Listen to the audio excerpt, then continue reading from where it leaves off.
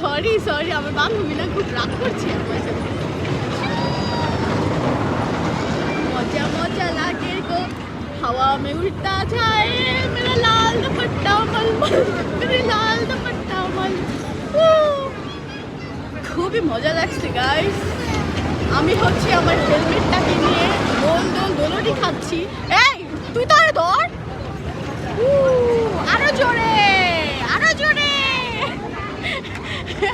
আমার বান্ধবী মনে হয় বোরিং হচ্ছে, কিন্তু কিছু করার নাই, ঠিক আছে। খুবই মজা লাগছে।